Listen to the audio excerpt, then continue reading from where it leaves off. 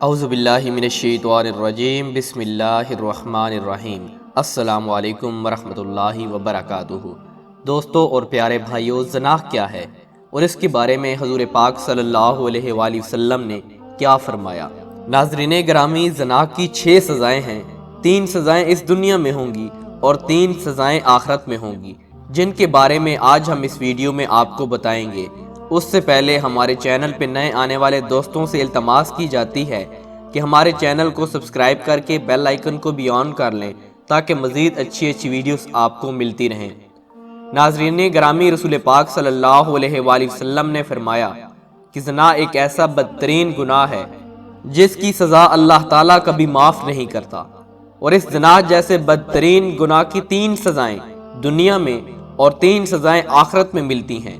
خواتین و حضرات، اللہ پاک زنا کرنے والے کے چہرے سے رونق اور موسمیت کو ختم کر دیتا ہے۔ نمبر 2، اللہ تعالیٰ زنا کرنے والے کی عمر دنیا میں کم کر دیتا ہے اور وہ بدترین بیماریوں میں مبتلا ہو جاتا ہے۔ اور تیسری سزا، وہ شخص دنیا میں محتاج ہو جاتا ہے اور اس کے گھر کی عورتوں کی عزت بھی محفوظ نہیں رہتی۔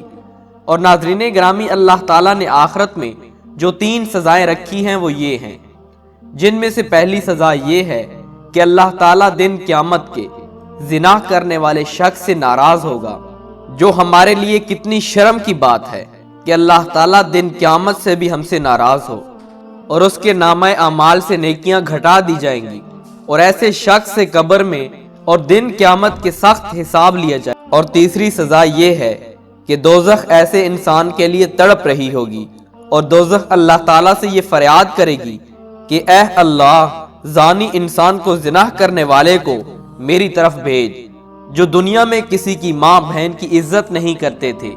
تو ایسے شخص دنیا و آخرت میں اللہ تعالیٰ کی رحمت سے دور ہو جاتے ہیں۔ دوستو، ہمارے لیے کتنی عبرت کی بات ہے اور کتنی شرم کی بات ہے کہ انسان اگر زنا کرے گا تو اللہ تعالیٰ دن قیامت کے بھی اس شخص سے ناراض ہوگا۔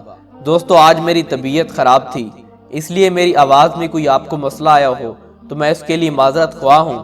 میں نے کوشش کی کہ آپ کو زنا کے بارے میں سزائیں بتا دوں تاکہ کوئی بھی زنا کرنے والا زانی شخص اس بدفعلی سے معافی مانگ لے، اللہ تعالیٰ کے ہاں سچے دل سے معافی مانگ لے اور اپنے گناہوں کی بخشش کروا سکے۔